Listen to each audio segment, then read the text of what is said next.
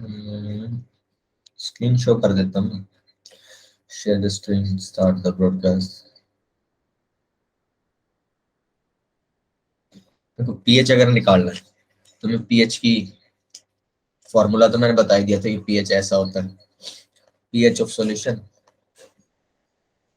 Equal minus of log H plus. अगर इतना मैंने बता दिया है तो ये क्वेश्चन कीजिए, शुरुआत या आज की question, what is the pH of 10 की पावर -3 मोलार HCl सॉल्यूशन। इसका पीएच बताना है।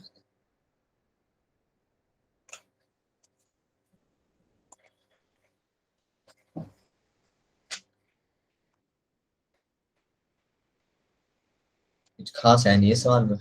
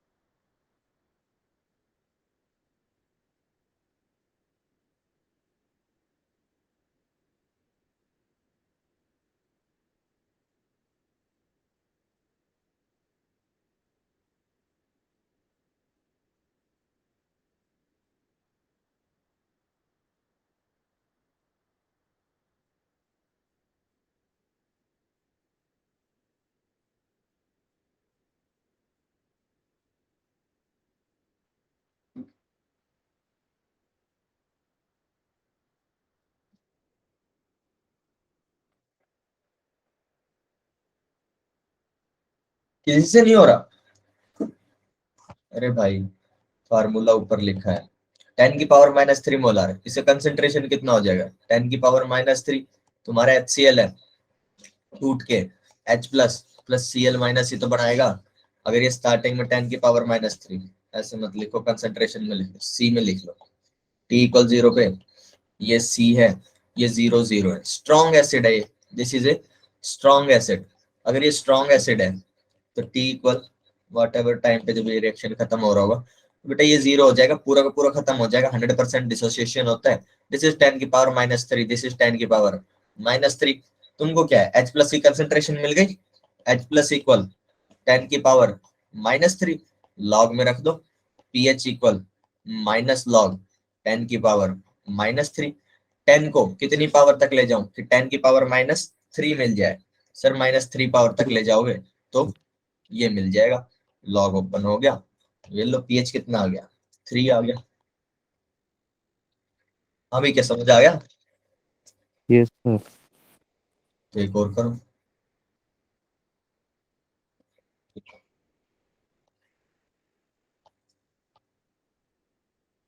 What is the pH of 10 की पावर -3 CH3COH?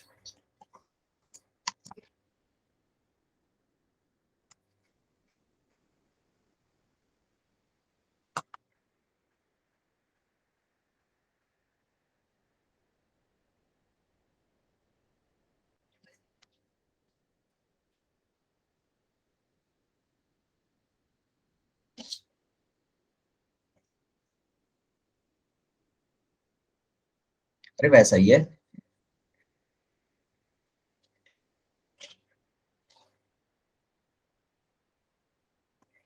क्या अंतर है इस वाले में और उस वाले में, ऊपर वाले क्वेश्चन में?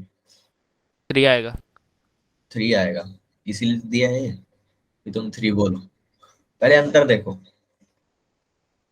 अगर 3 ही लाना होता तो। H3 है यहाँ पे। हाँ, H3 है। H3 है। अरे 3 क्या मोल। कर रहे हो मेरे भाई, ऐसे थोड़ी। CH3COH के अंदर से कितने H निकलते हैं? 4। 4 है सर सर। किसने बताया? भाई मैंने तो कभी नहीं बताया कि 4 निकलते हैं। देखो पीछे कहीं तो खोला होगा CH3COH।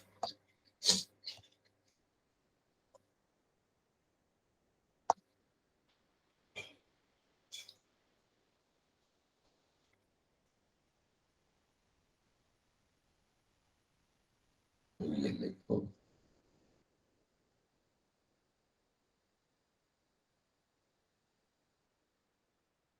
इसमें नहीं खोल रखा।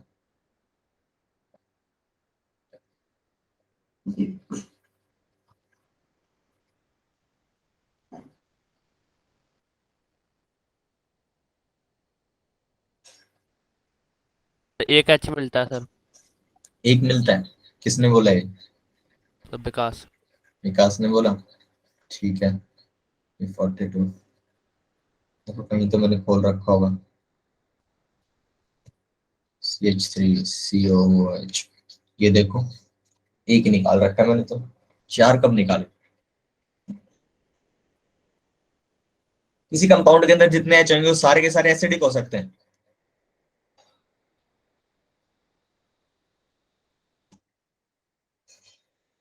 ऐसा कोई जरूरी नहीं है सारे के सारे एच निकलने, कोई जरूरी नहीं होता। ठीक है, इसके अंदर ये फर्क नहीं है, निकलेगा एक एच। ठीक है, और जरूरी नहीं है कि हर एसिड के अंदर से एक ही निकलेगा। जब H2SO4 होता है तो उसके अंदर से 2 निकल सकते हैं। ठीक है, ये आपके कंपाउंड के स्ट्रक्चर पे डिपेंड करता है। जैसे कि C2H5OH है और यहीं पे H3PO4 बना। तो H3PO4 का स्ट्रक्चर होता है कुछ ऐसा। ठीक है, C2H5OH का स्ट्रक्चर होगा ऐसा। ठीक है, ऑक्सीजन के साथ जो H है वो जनरली निकल जाते हैं, ये एसिडिक H होते हैं क्योंकि इसके ऊपर इलेक्ट्रॉनेगेटिविटी डिफरेंस मिलता है आपको। ठीक है, यहाँ पे जो कार्बन के साथ H है वो नहीं टूट पाता है। ऐसे ही H3PO3 के अंदर यहाँ पे 3 H ऑक्सीजन के साथ है तो यहाँ पे 3 एसिडिक H मिल जाते हैं, 3 आयनाइजेबल H होते हैं। ठीक है, तो ये कंपाउंड टू कंपाउंड मैटर करता है, उसके स्ट्रक्चर पे मैटर करता है कि कितने H निकलेंगे। यहाँ पे इसमें और ऊपर वाले में फर्क सर सिर्फ स्ट्रॉन्ग हो। कार्बन पे ही नहीं टूटता, कार्बन के साथ नहीं टूटता सर, और किसी के साथ भी नहीं टूटता? कईयों के साथ नहीं टूटता भाई, कोई जरूरी नहीं कि हर जगह से एच निकल जाए। ठीक है, अमोनिया है, इसका एच थोड़ी निकल जाएगा इतने आराम से। देखो निकालने का तो किसी का निकाल दो, निकालने को किसी का निकाल दो, हीटिंग करो, एनर्जी देते जाओ, एंड ऑफ द डे सारे के सारे बॉन्ड्स टूट जाएंगे। लेकिन जनरली बात चल रही है, आप रूम टेम्परेचर के ऊपर पानी में डाल रहे हो तो ये एसिडिक नहीं होता। ठीक है, जरूरी नहीं है कि हर एच रूम टेम्परेचर पे निकल जाए। इलेक्ट्रोनेगेटिव एटम के साथ होगा तब निकलने के चांस ज्यादा होते हैं। ऑक्सीजन काफी इलेक्ट्रोनेगेटिव होता है। ठीक है, Cl के साथ HCl बनाते हैं, Cl नेगेटिव उनकी ग्रुप के अंदर, सॉरी उनके पीरियड के अंदर सबसे इलेक्ट्रोनेगेटिव एटम होता है, उसके साथ H निकल जाएगा आराम से। सल्फर हुआ ऑक्सीजन के ही ग्रुप में, तो H2SO4 होता है, उसके अंदर से निकल जाता है। H2SO4 का ऐसा स्ट्रक्चर होता है, इसका भी H निकल जाता है, 2 H यहाँ से निकल जाएंगे। ठीक है, स्ट्रक्चर जो स्ट्रक्चर डिपेंड करता है कि आपका H जुड़ा कहाँ है। ठीक है, ऑक्सीजन के साथ इन जनरल निकल ही जाते हैं H। ठीक है, बाकी ऑर्गेनिक में पढ़ोगे ये सब चीजें। अब देखो इस सवाल के अंदर जो फर्क है वो वीक और स्ट्रॉन्ग का है। स्ट्रॉन्ग के अंदर मैंने क्या किया था, HCl लिया था 10⁻³ पूरा का पूरा मैंने यहाँ पे डिसोसिएट करा लिया था। CH3COH जब लोगे तो ये पूरा डिसोसिएट नहीं होगा, ये पूरा डिसोसिएट नहीं होगा। CH3COO- plus H+। ठीक है, ये पूरा का पूरा डिसोसिएट नहीं हो सकता। 10⁻³ T=0 के ऊपर इसको C लिख लो, 10⁻³ को C लिख लो, ये 0 और ये 0। T इक्विलिब्रियम पे ये C1 - अल्फा और C अल्फा ऐसे टूटेगा। अब मैंने तुम्हें अल्फा नहीं दिया था, अल्फा = 0.3। अल्फा इसीलिए नहीं दिया था ताकि तुम 3 आंसर बताओ कि सर सेम ही तो है, लेकिन तुमने तो कह दिया कि सर 4 H टूटेंगे तो अलग है, तो अपनी प्लानिंग तो धरी रहेगी। देखो इसके अंदर ना अल्फा की वैल्यू हमको 0.3 दे रखी है। अब हमें H+ का कंसेंट्रेशन कितना मिलेगा, H+ = C अल्फा है भाई साहब, कंसेंट्रेशन 10⁻³ अल्फा = 0.3, ये कितना आ गया 3 इंटू 10⁻⁻⁴ मोलार। यहाँ पे H प्लस की ये कंसेंट्रेशन आएगी। अब क्या करना है, pH equal minus log H plus, ठीक है, equal minus of log 3 into 10⁻⁻⁴।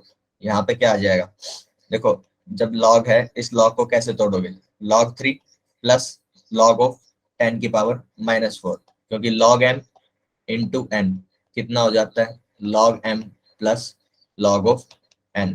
जब आपने इसको तोड़ा, log 3 की वैल्यू हमने याद कर रखी होती है -0.47 प्लस इसका आंसर आएगा -4। 10 को कितनी पावर तक लेके जाऊंगी, 10⁻⁻⁴ मिल जाए, -4 तक लेके जाओ, -0.47, और इसको जब सॉल्व करोगे तो माइनस का 3.54 आएगा, -3.54, ठीक है। और जब इसको सॉल्व करोगे तो आंसर आ जाएगा 3.54। ये पीएच हो जाएगा। क्या समझ में आ गया? Yes sir. Yes sir. ठीक है, चलो ये क्या केस था, जो पहला क्वेश्चन था that was the case of pH of strong acid, pH of strong acid. Second case क्या था, पीएच ऑफ वीक एसिड, और ये फर्स्ट पार्ट था सेकंड केस का, विद अल्फा मोर देन 0.1। इसका अल्फा 0.1 से ज्यादा था। अगर अल्फा की वैल्यू छोटी होती है, कम होती है, देखो आपकी जो शीट में दूंगा end of the class, end of the chapter basically, उसके अंदर लिख रखा है कि अल्फा यदि 0.1 से कम हो, यानी कि अल्फा 10% से कम हो, तो नेग्लेक्शन लेंगे। अभी नेग्लेक्शन आगे आएगा क्या करना है, अभी बता रहा हूँ कि कंडीशन कौन कौन सी बोलते हैं। और एनसीईआरटी शायद 8% का बोलती है। एनसीईआरटी कहती है कि 8% पे आप नेग्लेक्शन कर सकते हो। Alpha less than 0.08, alpha less than 8%, ठीक है। और मैं 0.5 को 0.05 को सेफ मानता हूँ कि इतने के ऊपर आप नेग्लेक्शन कर सकते हो, ठीक है। जेई 8 पे भी नहीं मानती है, 5 के नीचे हमेशा मानती है, 5 से 10 के बीच में हो सकता है कभी वो मान ले कि नेग्लेक्शन चलेगा, कभी ना चले, ठीक है। 5 के नीचे आप सेफ हो, ठीक है। तो अब कब करना है नेग्लेक्शन, ये तुम्हारी मर्जी है। नेग्लेक्शन में क्या करना होता है वो बताना मेरा काम है। देखो तुम क्या करो, कोई भी एक एसिड उठा लो, वीक एसिड, ठीक है। Let us assume a weak acid HA, ठीक है। HA को जब उठाओगे बेटा H plus plus A minus में टूटेगा, C0 0, C1 minus alpha, C alpha, और ये C अल्फा, ठीक है। इतना बच जाएगा, T इक्वल 0 से चल के T इक्वल T इक्विलिब्रियम, ठीक है। जब आप नीचे आओगे आप इसका Ka लिख सकते हो, Ka क्या होता है सर, प्रोडक्ट उनके कोफिशिएंट पावर में, और ये चीज एक चीज से एक सी कट जाएगा, यहाँ पे आएगा C alpha square upon 1 minus alpha. ये कहता है कि अल्फा अगर छोटा है, अब देखो अल्फा छोटा की वैल्यूज, अब ये तुम्हें डिसाइड करना है कि कितना छोटा मानने के ऊपर आप अल्फा को 0 कर लोगे। ये यही है ना इलेक्शंस कि 0.1 मान रहे हो तो क्या 1 माइनस 0.1, अब 1 माइनस 0.1 इज इक्वल टू 0.9। यहाँ पे नेग्लेक्ट कर देना कोई बहुत सही चीज नहीं है, लेकिन शीट में लिख रखा है, मैंने तुम्हें सारी कंडीशन बता दी, अब तुम्हारी इच्छा है तुम कब नेग्लेक्ट करना चाहोगे। देखो 0.05 के नीचे नेग्लेक्ट करोगे काफी सेफ हो, और 0.05 से 1 के बीच में, इसके बीच में मतलब तुम्हें सोचना है। बाकी देखो ऊपर वाला जो तरीका है उसके अंदर क्या है वो आप कहीं भी लगाओ, ये वाला तरीका कहीं भी लगाओ, 0 से अल्फा की वैल्यू 1 तक कहीं भी लगाओ, लेकिन इन जनरल हम 0.1 से ऊपर लगा रहे होते हैं तब ये लगाना ही पड़ेगा। 0.1 के ऊपर तो नेगलेक्शन लगाने का कोई मतलब है ही नहीं, इसलिए उसको लिख दिया कि अल्फा मोर देन 0.1 में करना है। आप चाहो तो अल्फा लेस देन 0.1 में भी ऊपर वाला तरीका निकाल सकते हो, सी अल्फा से आप कंसेंट्रेशन निकालो। ये अप्रोक्सीमेशन करके मैंने बता दिया, यहाँ पे अल्फा 0 कर देंगे, अल्फा 0 करते बेटा क्या आ जाएगा, के ए इक्वल सी अल्फा स्क्वायर, यहाँ से अल्फा की क्या वैल्यू आ जाएगी, के ए डिवाइडेड बाय सी का अंडर रूट, ठीक है। यहाँ पे अल्फा की वैल्यू आएगी नेग्लेक्शन करके, अल्फा जैसे ही आ गया। अब बोलो, अब जो है H प्लस का कंसेंट्रेशन कितना हो गया, सी अल्फा, तो H plus equal C alpha, H plus equal C alpha, C into under root K A by C. Alpha की वैल्यू उठा ली, ये सी अंदर जाएगा, ये सी अंदर जाएगा अंडर रूट के, तो क्या बन जाएगा, सी स्क्वायर बनेगा into C square divided by C से सी कट गया। यहाँ पे बेटा H प्लस का कंसेंट्रेशन कितना आ जाएगा, अंडर रूट के ए डॉट सी। अब इसको पीएच निकालने जाओगे तो pH equal minus of log H plus equal minus of log के ए डॉट सी का अंडर रूट। लॉग की एक और प्रॉपर्टी थी जो मैंने पहले नहीं बताई थी, वो है लॉग ए एक्स बेस पे अगर पावर बी है, अगर ऐसा कुछ लिखा हुआ है तो बेटा पावर बी ना आगे चली जाती है, इसका आंसर आता है बी लॉग ए एक्स। ठीक है, तो यहाँ पे क्या लिख रखा है, लॉग 10 बेस पे माइनस लॉग 10 बेस पे के ए डॉट सी और इसकी पावर 1/2। ये पावर बेटा हम आगे ले जा सकते हैं, ठीक है, आगे ले जा सकते हैं लॉग के बाहर, ये कुछ ऐसा बन जाएगा -1/2 लॉग ऑफ 10। फिर से मैंने छोड़ दिया क्योंकि पता है अगर लॉग के अंदर बेस नहीं लिख रखा है तो बेस 10 होगा, लॉग के ए डॉट सी। अब इसको तोड़ लो m इंटू एन से, लॉग के ए प्लस लॉग सी। कल एक बात बताई होगी, अगर पी बी के सामने सॉरी बी के सामने p लिख दिया है तो इसका मतलब है b को माइनस लॉग में डाल दिया है। ठीक है, अगर मैं दोनों साइड माइनस से मल्टीप्लाई कर दूं तो minus P B equal log B. ठीक है, तो अगर मेरे को लॉग के ए चाहिए, लॉग के ए इक्वल माइनस पी के ए, तो लॉग के ए की वैल्यू क्या हो जाएगी, माइनस पी के ए, माइनस पी के ए प्लस बेटा क्या है लॉग सी है माइनस पी के। अब इस वाले माइनस को अंदर ले जाओ, इस वाले माइनस को अंदर ले जाओगे क्या होएगा, जो नेगेटिव की टर्म है वो पॉजिटिव हो जाएगी और पॉजिटिव की टर्म नेगेटिव हो जाएगी। ये आपका फॉर्मूला आ जाएगा पीएच का, जब अल्फा आप नेग्लेक्ट कर रहे हो डिनोमिनेटर से। ये फॉर्मूला है, किसी को डाउट है तो बताओ।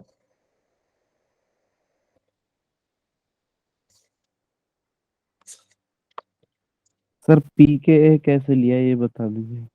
पी के ए कैसे लिया, हाँ देखो PK। किसी भी चीज के सामने अगर पी लगा देता हूँ, इन जनरल कोई भी मैंने चीज ली बी, उसके सामने अगर पी लगा दूंगा तो उसका मतलब हो जाएगा माइनस लॉग ऑफ बी। ठीक है, तो अब क्या करो, इसके अंदर दोनों साइड माइनस का मल्टीप्लाई कर लो, P B equal log of B. मेरे पास ऊपर क्या लिखा हुआ है, लॉग ऑफ के ए, लॉग ऑफ के ए क्या हो जाएगा माइनस पी के ए। ठीक है, लॉग बी क्या आता है माइनस पी बी। ठीक है। ओके, चलो, तो अगर ऐसा हो गया, अब बेस के लिए आप अपने आप निकाल पाओगे, स्ट्रॉन्ग बेस के लिए भी और वीक बेस के लिए भी, तो 0.1 से ज्यादा अल्फा का केस है। अगर यहाँ पे सी केस की बात करें, पीओएच, वहां पे पीओएच निकालना है, बेस के केस में पीओएच निकालते हैं, पीओएच निकालो। और अगर कोई कहे कि बेस का पीएच चाहिए तो क्या करो, पहले पीओएच निकालो, ठीक है, उसको 14 के अंदर से माइनस कर दो, क्योंकि पीएच प्लस पीओएच इक्वल कितना हो जाता है बेटा 14 हो जाता 14। है। आप पीओएच कैलकुलेट कर सकते हो, आपको OH माइनस दिखेगा और आप फिर उससे पीएच निकाल लोगे, ये वाला फॉर्मूला यूज करके। तो पीओएच निकालने का हो गया।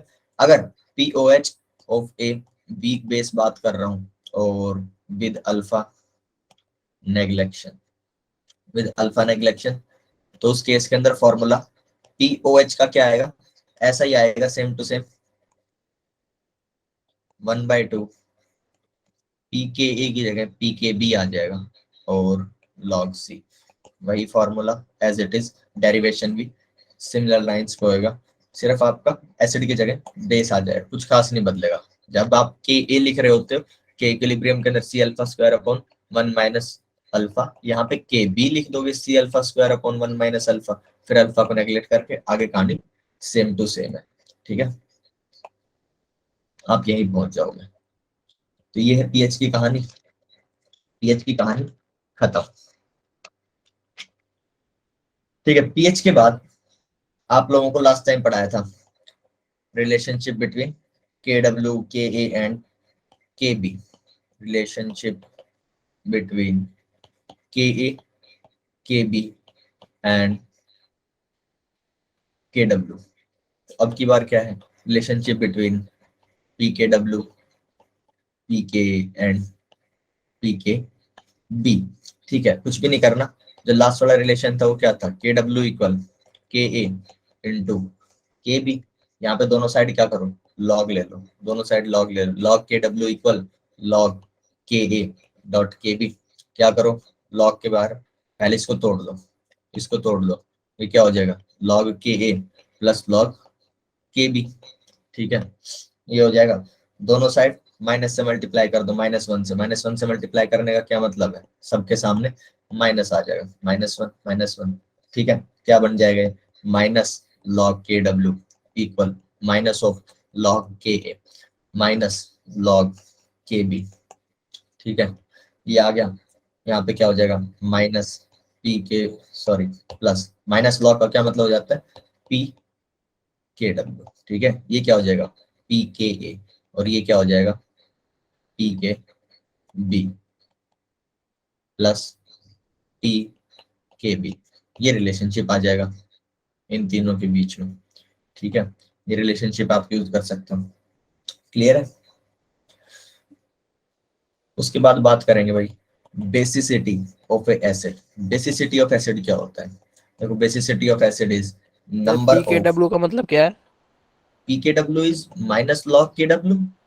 फिर पूछो के डब्ल्यू क्या होता है, के W is K A into K B equal H plus into O H minus equal 10⁻⁻⁴। पहले पढ़ा है भाई ये, सर पहले पढ़ा है ये बात है। ठीक है, पिछले नोट्स खोल के देखो। तुम लोग कोई क्लास में सुनने तो नहीं आता कि सुन लिया समझ आ गया और फिर खत्म। No sir. दोबारा जाके खोलना पड़ेगा वरना याद नहीं रहेगा। ठीक है, दोबारा जाके खोलो, रिवाइज करो।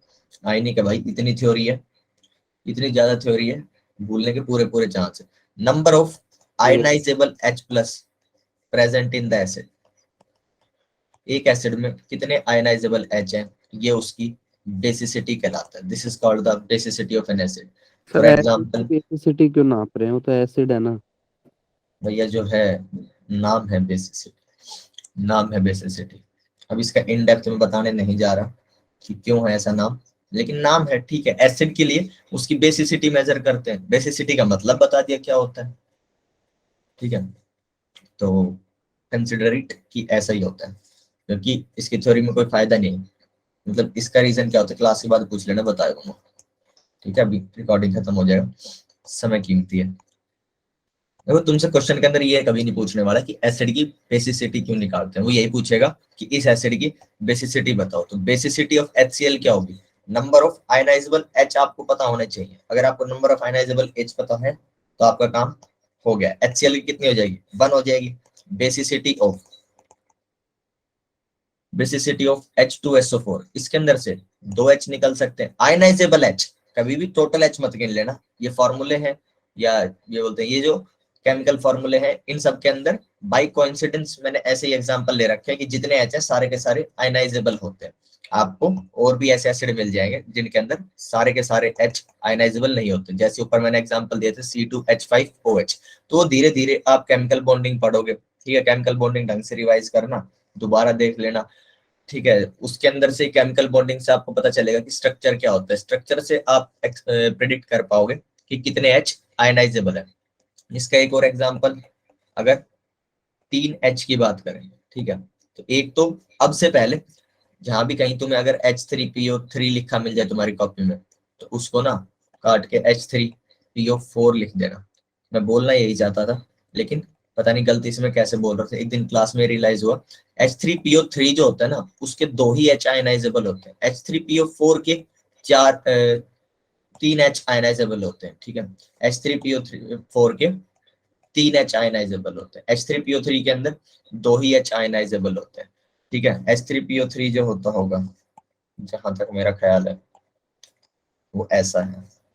ठीक है, तो ऐसा होने की वजह से ये जो H फॉस्फोरस के साथ है ये नहीं टूट पाता है, इसलिए 2 ही H इसमें से निकलते हैं। चलो, बेसिसिटी की बात हो गई। On the very same lines acidity of base निकालेंगे। एसिडिटी को प्रोटोसिटी भी बोल देते हैं, बेस की एसिडिटी को प्रोटोसिटी भी बोल देते हैं उसकी। तो इसकी प्रोटोसिटी क्या हो जाएगी, number of ionizable OH minus, number of ionizable OH minus in a base present in a base. तो बहुत सिंपल है, अगर आपको ये पता है कि इस गिवन मॉलिक्यूल के अंदर से कितने OH माइनस निकल सकते हैं तो आप उसकी एसिडिटी बता सकते हो। तो एसिडिटी ऑफ NaOH पता है, इसके अंदर से तो एक निकल सकता है। ठीक है, अब ये जो एग्जांपल है मैंने वही यूज किया है जो हमको पता है। ठीक है, धीरे धीरे तुमको सबकी एसिडिटी बेसिसिटी निकालनी आ जाएगी। जब तुम 12th खत्म करोगे काफी ऑर्गेनिक पढ़ लोगे। ऑर्गेनिक में ये चीजें पढ़ाई जाती है, एसिड बेस क्या होते हैं। अब केमिकल बॉन्डिंग में भी पढ़ाया जाता है, लेकिन हमने तो केमिकल बॉन्डिंग पढ़ाया नहीं है क्योंकि हमारा सिलेबस ही नवंबर से स्टार्ट हुआ है, स्टेट्स ऑफ मैटर से हमने शुरू किया। तो उस वजह से केमिकल बॉन्डिंग हमने डिटेल में नहीं पढ़ाया, लेकिन आनंद सर ने एक क्विक रिव्यू केमिकल बॉन्डिंग का दे रखा है, तो मेरे से उसका लेक्चर मांग लेना, मैं उसकी रिकॉर्डिंग दे दूंगा। 2 लेक्चर में हो, 2-2.5 घंटे में जितना उससे केमिकल बॉन्डिंग सीख सको सीख लो। क्योंकि केमिकल बॉन्डिंग केमिस्ट्री में बहुत ही इंपॉर्टेंट चीज है, not just point of view of marks, हर जगह यूज भी होता है। ठीक है, तो भैया ये हो गई एसिडिटी। एसिडिटी में किसी को डाउट है तो बता सकते हैं, क्या करना है, OH माइनस गिनने की कितने OH माइनस एक पर्टिकुलर मॉलिक्यूल दे सकता है। ठीक है, इसके बाद क्या आएंगे, पॉलीप्रोटिक एसिड। इनको बेटा पॉली बेसिक एसिड भी बोलते हैं। ऐसा कुछ आप पहले भी पढ़ चुके हैं, dibasic acid, tribasic acid. तो एक से ज्यादा, मोर देन 1 आयनाइजेबल H अगर किसी एसिड में प्रेजेंट है तो वो पॉलीप्रोटिक एसिड कहलाएगा या पॉली बेसिक एसिड कहलाएगा। ठीक है, मोर देन 1 H चाहिए हमको, उस केस के अंदर पॉलीप्रोटिक कहलाएगा। तो डाई बेसिक के अंदर यही तो होता था। डाई बेसिक किसको बोला था, H2SO4 को बोला था, H2CO3 को डाई बेसिक बोला था। ये लोग 2 H दे देते हैं। ठीक है, ऐसा होता है। अब मेरा कंसर्न ये नहीं है कि मैं तुम्हें ये बताऊं कि मोर देन 1 H होता है, मुझे ये बताना है कि बेटा जब आपका कोई ऐसा एसिड है H2A टाइप का, ये सीधी बात है, ये मुझे 2H प्लस देगा प्लस एक A माइनस देगा। ठीक है, जब इस एक मॉलिक्यूल ने 3 आयंस दे दिए, this is not a binary electrolyte. Binary electrolyte तो है नहीं, और मैंने तुम्हें स्टार्टिंग में कहा था कि हम बाइनरी इलेक्ट्रोलाइट से स्टडी करते हैं, वही करना हमारे सिलेबस में और आसान भी है। तो हम इसको 2 स्टेप्स में तोड़ेंगे। पहले स्टेप के अंदर क्या करेंगे, H2O से एक H प्लस निकाल लेंगे, एक H प्लस निकाल लिया प्लस HA माइनस बना लिया। अब इस HA माइनस को अगले स्टेप में तोड़ लेंगे। अगले स्टेप में क्या करेंगे, HA माइनस से हम बेटा H plus plus A minus create कर लेंगे। अगर ये रिएक्शन एक बार में हुई होती तो इसकी के इक्विलिब्रियम को क्या बोल देते, KA। जब आपने 2 स्टेप्स में किए हैं तो पहले स्टेप के इक्विलिब्रियम को KA1 बोल दो, दूसरे को KA2 बोल दो। KA क्या होता है, इक्विलिब्रियम कांस्टेंट और द डिसोसिएशन ऑफ एसिड। कुछ भी नहीं है, Ka इज K इक्विलिब्रियम, लेकिन जब एसिड के डिसोसिएशन के अंदर इसको लिख रहे होते हैं तो Ka लिख लेते हैं। ठीक है, अब यहाँ पे क्या है, अब बात ऐसी है, एक जनरल बात है, जनरल रूल, अगर आप रिएक्शन 1 को रिएक्शन 2 के अंदर जोड़ के कोई एक थर्ड रिएक्शन बनाते हैं जिसको मैंने रिएक्शन बोल दिया, तो अगर रिएक्शन जिसको मार्क किया है उसका के इक्विलिब्रियम से आप लिख रहे हो, उसका के इक्विलिब्रियम को आपने लिख दिया के इक्विलिब्रियम, इसका के इक्विलिब्रियम 1 बोल दो, इसका के इक्विलिब्रियम 2 बोल दो। तो इन तीनों चीजों के बीच में क्या रिलेशन आएगा, के इक्विलिब्रियम इक्वल के इक्विलिब्रियम 1 इंटू के इक्विलिब्रियम 2। इनके बीच में ये रिलेशन आता है, यानी कि आपने कोई भी 2 रिएक्शन ऐड करके तीसरी रिएक्शन ली है तो उनके के इक्विलिब्रियम को आप मल्टीप्लाई करके रिलेट कर रहे होते हैं। आप जो है इस वाली रिएक्शन को, फर्स्ट रिएक्शन और सेकंड, इन दोनों को जब जोड़ोगे ना तो आपके पास रिजल्ट में क्या मिलेगा, ये वाली रिएक्शन मिलेगी। ठीक है, अब इसका के इक्विलिब्रियम क्या है, Ka है, इनका Ka1 और Ka2 है। तो क्या मैं लिख सकूंगा, क्योंकि इन दोनों को जोड़ के ही मुझे ऊपर वाली रिएक्शन मिलेगी, तो Ka1 इंटू Ka2, ये आएगा Ka का आंसर। अगर आपको Ka बताना हो तो आप ऐसे करके निकाल लेंगे। ठीक है, Ka बताना हो तो ये फॉर्मूला आप यूज कर सकते हैं। ठीक है, ये फॉर्मूला आप समय समय पे यूज कर सकते हैं। एक प्रश्न करना है इसके ऊपर, यस सर। 5 ही मिनट दूंगा बस क्वेश्चन बताने के बाद, क्योंकि समय ज्यादा है नहीं। What is the value of alpha 1 square upon 1 minus alpha for the dissociation of dibasic acid H2A।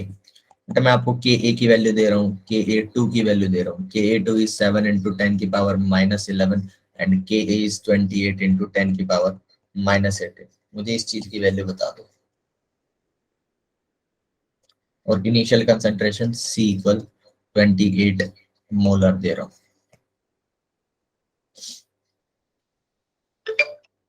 बढ़िया क्वेश्चन है, लेकिन मैं सिर्फ 5 मिनट दे रहा हूँ। अगर होएगा तो 5 में हो जाएगा, अदरवाइज ना होएगा।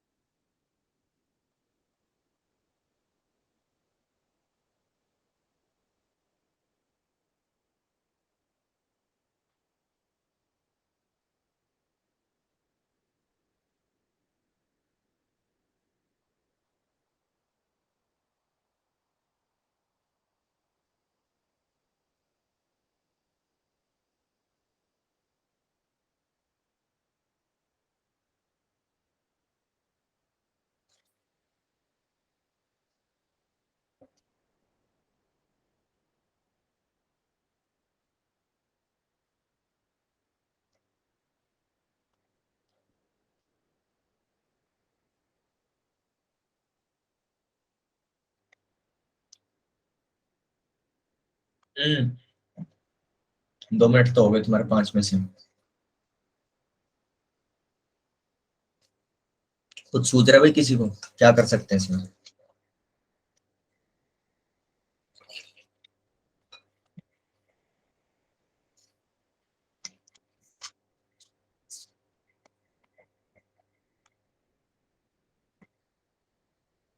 आगे देख लो, तुम्हारा सुनसान सन्नाटा बता रहा है, मुझे ये बताना पड़ेगा।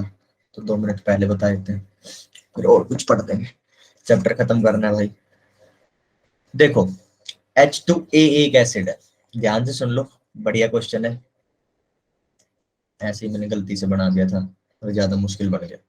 पहले मैं इसके अंदर अल्फा 1 निकलवा रहा था, अल्फा 1, लेकिन उसके ऊपर क्वाड्रेटिक और लगती, ये और भारी बन जाता है कैलकुलेशन में। तो देखो H2A जो है वो 2H plus plus A minus में टूटेगा। इस रिएक्शन के लिए मुझे एक अल्फा मिलेगा और एक के ए मिलेगा। जब मैं इसको 2 स्टेप्स में तोड़ूंगा बेटा, तो मेरे को क्या मिलेगा? H2A, इससे क्या बन जाएगा? H plus plus HA minus. तो इसके लिए मुझे कोई अल्फा 1 मिलेगा, सीधी बात है। सर आपने कभी बताया नहीं अल्फा 1 मिलेगा, ये तो अंडरस्टूड बात है। जितने अलग अलग रिएक्शन होंगे उनका डिग्री ऑफ आयनाइजेशन अलग होगा, ठीक है। HA माइनस से आपको H plus plus A minus मिलेगा बच्चों। यहाँ पे क्या होगा? Ka2 से ये रिएक्शन चलेगी और इसका अल्फा 2 होगा। मेरे को किस चीज से मतलब है? मेरे से जो एक्सप्रेशन मांगी उसके अंदर अल्फा 1 है, ठीक है, उसके अंदर अल्फा 1 है, ठीक है। अब इसके अंदर चुपचाप अल्फा 1 लगा देता हूँ 1, लेकिन अल्फा भी कैलकुलेट कर सकते थे तो क्वेश्चन फिर भी गलत ना होता, लेकिन आसान करने के लिए इसको अल्फा 1 रख लिया, ठीक है। अल्फा अगर यहाँ पे 1 ना लिखा होता, मतलब मैंने गलती से छोड़ दिया था, लेकिन अगर ना होता तो भी कैलकुलेट कर सकते थे, 2-3 मिनट और लग जाते। अभी के लिए क्या है, अल्फा 1 वाली एक्सप्रेशन क्या लिख पाओगे आप Ka1 को ही अल्फा से रिलेट कर सकते हो। इसकी इनिशियल कंसेंट्रेशन C0 0, उसके बाद ये क्या होगा? C1 minus alpha, alpha C alpha और C अल्फा। आप Ka1 लिख सकते हो C alpha square upon 1 minus alpha, ठीक है। अगर ऐसा है तो आप Ka1 लिख सकते हो। अब आप देखो, आपने Ka1 जैसे ही लिख लिया, आपके पास आपके आंसर में जो चीज मांगी हुई है वो चीज तो आ चुकी है। क्या? C अल्फा 1 का स्क्वायर अपॉन 1 माइनस अल्फा 1, यहाँ पे अल्फा 1 कर लेना, इस वाले रिएक्शन के लिए अल्फा 1 है ना, degree of friction.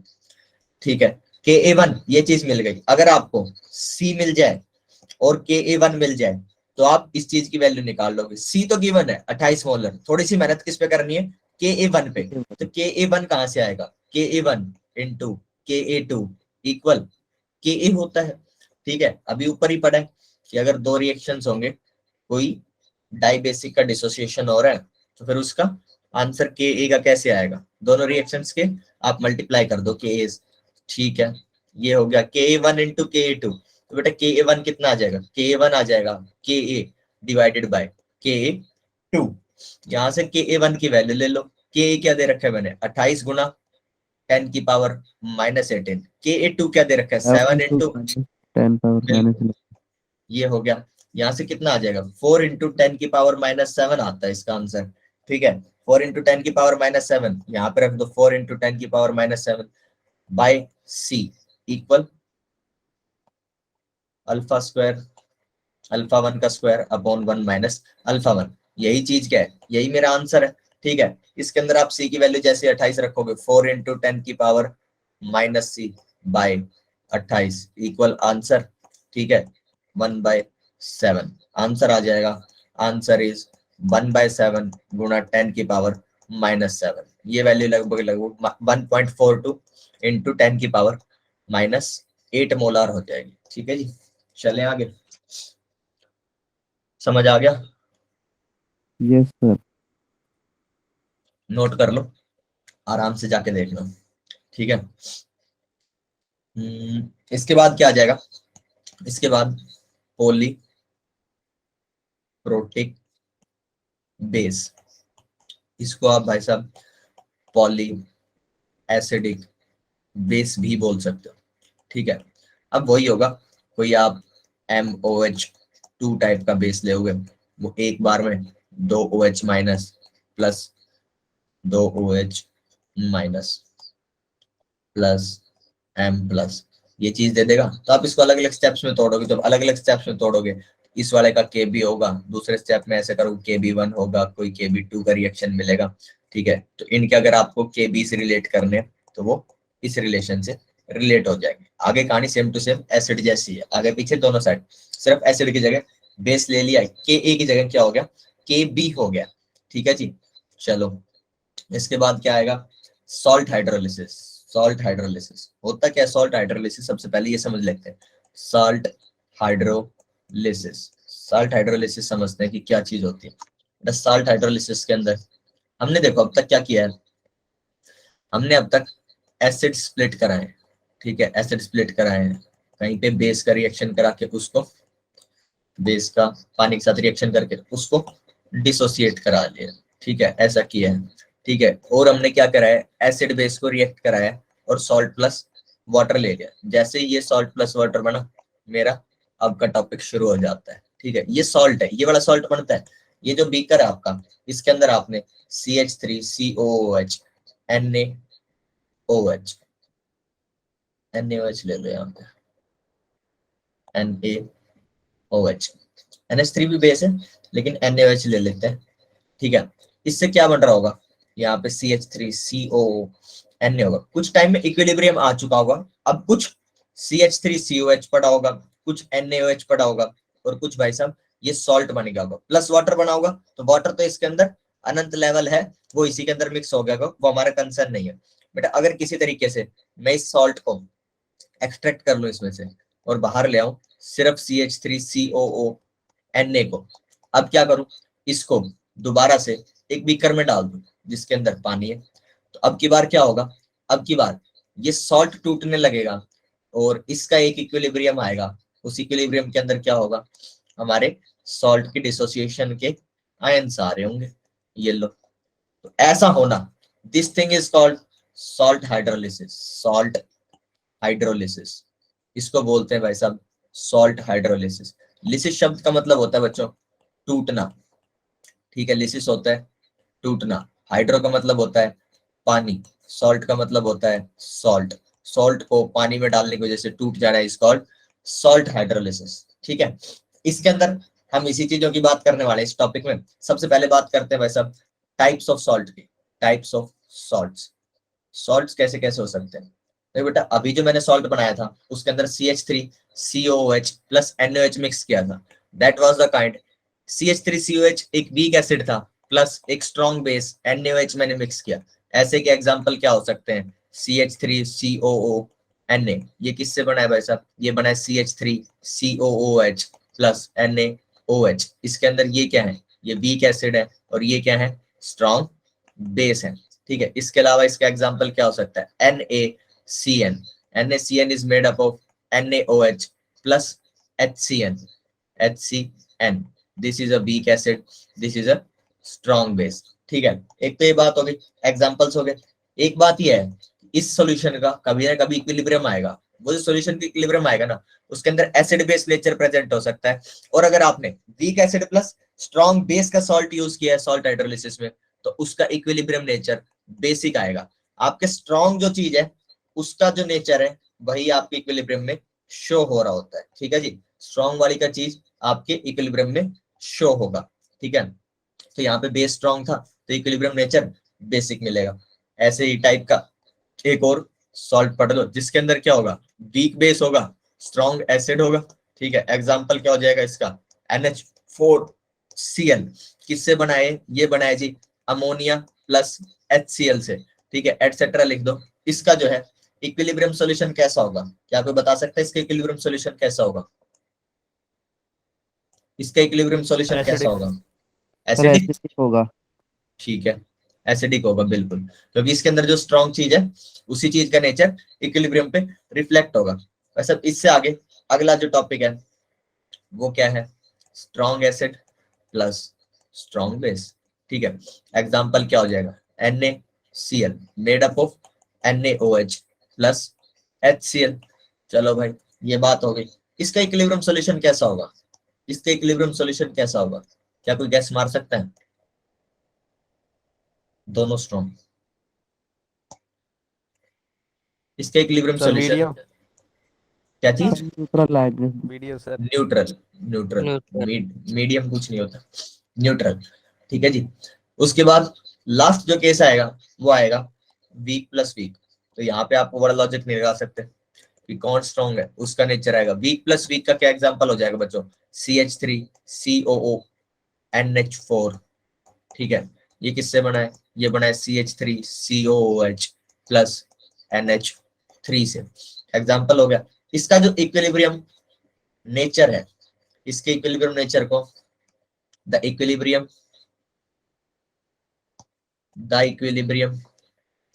Solution is solution से नेचर। इक्विलिब्रियम सॉल्यूशन का इसका जो नेचर आएगा ये बेटा कंडीशन डिपेंडेंट होगा, इज कंडीशन डिपेंडेंट। ठीक है जी, ऐसा होता है। चले आगे, ये सब बातें क्लियर होगी कि सॉल्ट कैसे कैसे हो सकते हैं। अब देखो हम एक सॉल्ट लेते हैं, सॉल्ट कौन सा लेंगे, जो मैंने शुरू से ही उठा रखा है, CH3COONA। ठीक है, ये मैंने सॉल्ट लिया CH3COONA। इसको पानी में जैसे डालोगे आपके पास क्या मिल जाएगा, CH3COO minus plus Na positive. अब जो आयंस बन गए ना, एक्चुअली ये लोग ना रिएक्शन करने वाले हैं और वही रिएक्शन से कुछ कुछ पीएच या POH क्रिएट हो रहा होगा। मैंने पहले Na प्लस को रिएक्ट कराया पानी के साथ। जैसे बेटा मैंने इसको रिएक्ट कराया पानी के साथ, ये क्या देगा, NaOH दे देगा, प्लस में क्या दे देगा, H प्लस दे देगा। अब NaOH तो फिर से स्ट्रॉन्ग बन गया, this is a strong base, ये 100% डिसोसिएट हो जाएगा फिर से। तो ये फिर से मुझे क्या दे देगा, Na plus plus OH minus, ये OH माइनस ऊपर वाले H प्लस से मिलके फिर से क्या करेगा, पानी बना लेगा। पानी बनाया तो मुझे क्या मिल जाएगा, Na प्लस प्लस H2, जहां से शुरू हुआ था वहीं से पहुंच गया। यानी कोई नई चीज नहीं मिलने वाली है। ऐसा जब होता है बेटा, जो आयन ऐसा सिचुएशन देगा, this Na plus ion is called Spectator ion. ये खुद कुछ नहीं करने वाला है, ये बाकियों को देखा है कि बाकी लोग क्या कुछ रिएक्शन दे रहे हैं। ठीक है, तो इसको क्या बोलते हैं, स्पेक्टेटर। स्पोर्ट्स में होते हैं ना स्पेक्टेटर। ये कहां से आता है, पार्ट ऑफ स्ट्रॉन्ग। ये स्ट्रॉन्ग बेस का पार्ट था एक्चुअली। Na जो था, NaOH स्ट्रॉन्ग बेस का पार्ट था, इसलिए ये स्पेक्टेटर आयन बन गया, ठीक है, स्पेक्टेटर आयन बन गया। अब यहां तक बात करने के बाद मुझे अगली बात क्या करनी है कि हमें साल्ट हाइड्रोलिसिस के अंदर चाहिए क्या क्या होता है। अभी COO माइनस की CH3CO माइनस की बात करेंगे, उससे पहले ये बता दूं कि हाइड्रोलिसिस में क्या क्या चाहिए होता है, क्योंकि उसके अंदर वही चीज हम काउंट करेंगे। हाइड्रोलिसिस एक कांस्टेंट होता है KH, जैसे एसिड के केस के अंदर के इक्विलिब्रियम को Ka बोल देते हैं, यहाँ पे हाइड्रोलिसिस के केस में KH बोल देंगे, कोई नई चीज नहीं है। उसके बाद बेटा डिग्री ऑफ आयनाइजेशन और डिग्री ऑफ हाइड्रोलिसिस, जो अल्फा होता है उसको यहाँ पे H बोलने लग जाते हैं। सेम डेफिनेशन H इक्वल खर्च खर्च moles of salt divided by initial moles of salt, ठीक है जी। उसके बाद क्या आ जाएगा पीएच और पीओएच ऑफ द सॉल्यूशन, ठीक है, यहां तक बात है क्लियर। ओके, अब जो है CH3COO माइनस, इसके साथ देखते हैं कि इसका KH कैसे निकाला जाए। इसको पानी के साथ रिएक्ट किया, क्या मिला बेटा मेरे को CH3COOH प्लस OH माइनस, ये चीज मिलेगी, ठीक है, सही है, पक्की बात। अब क्या करो बेटा, अगर आपको इसका KH चाहिए, ठीक है, बाद में तो मैं शॉर्टकट बता दूंगा, अभी बेसिक बता रहा हूँ कैसे आता है।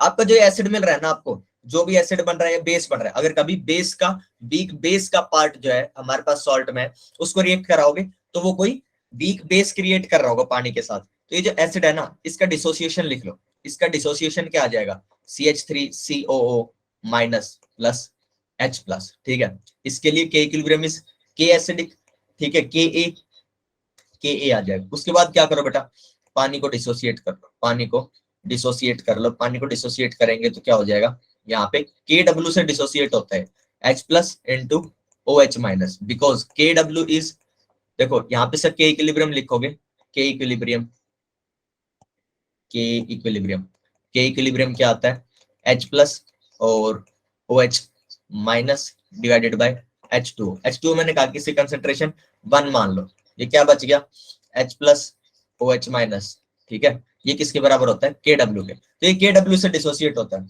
अब देखो मैंने कहा था कि रिएक्शन 1 के अंदर रिएक्शन 2 ऐड करोगे तो आपके जो भी कुछ इक्विलिब्रियम्स है, reaction 1 plus reaction 2 equal reaction ऐसा मिलता है। तो बेटा जो फाइनल के इक्विलिब्रियम मिलता है, ये के इक्विलिब्रियम 2 से मिला मुझे, ये के इक्विलिब्रियम 1 से मिला, तो फाइनल के इक्विलिब्रियम इक्वल के इक्विलिब्रियम 1 इनटू के इक्विलिब्रियम 2 होता है। ऑन द सेम लाइंस अगर मैं रिएक्शन 1 माइनस रिएक्शन 2 कर दो और मुझे क्या मिले रिएक्शन, जो भी फाइनल रिएक्शन मिल रहा है बेटा, इसका अगर के इक्विलिब्रियम है, इसका के इक्विलिब्रियम 2 है और इसका के इक्विलिब्रियम 1 है, तो बेटा उस केस के अंदर मुझे जो रिलेशन मिलेगा वो मिलेगा कि के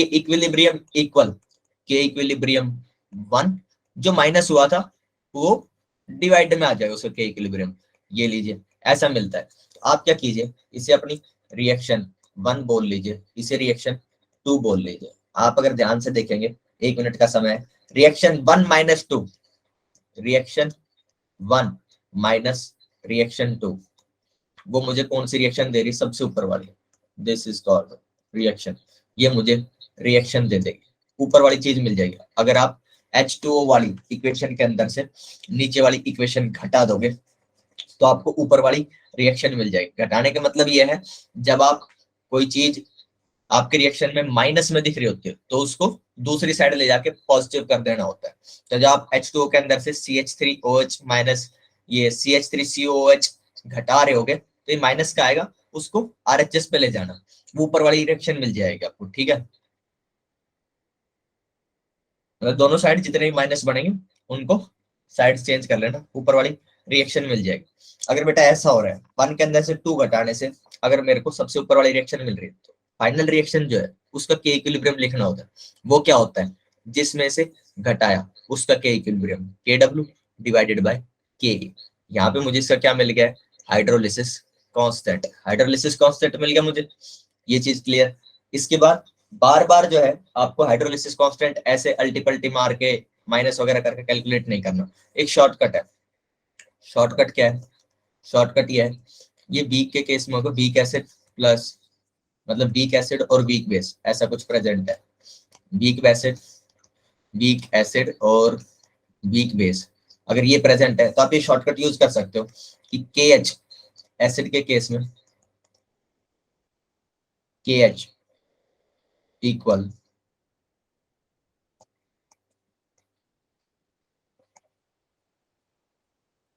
के एच इक्वल के डब्ल्यू डिवाइडेड बाय के ए ऑफ वीक एसिड। ठीक है, अगर बेटा बेस मिल जाता है तो बेटा उस केस के अंदर के एच इक्वल के डब्ल्यू अपॉन बेस के केस में क्या होगा के बी ऑफ वीक बेस। अगर कोई ऐसा सॉल्ट है जिसके अंदर weak acid plus weak base से बना है तो उसके अंदर क्या करोगे, दोनों के ए और के बी डिवाइड कर दो। ठीक है, ऐसा मिलेगा। This is the shortcut. तो आप हाइड्रोलिसिस कांस्टेंट कैलकुलेट कर पाओगे। सर ठीक है, KH हाइड्रोलिसिस कांस्टेंट। हाँ के H is the hydrolysis constant के एच। ठीक है, और सर KW। के W ionic product of water. तो ये तो फिक्स्ड है KW तो। हाँ 10 की पावर माइनस 14 फिक्स है, बिल्कुल है। लेकिन बार बार वो 10 की पावर माइनस 14 नहीं लिखने वाले ना। चलो और पढ़ना है, नो सर। सब भग गए आज तो क्लास से।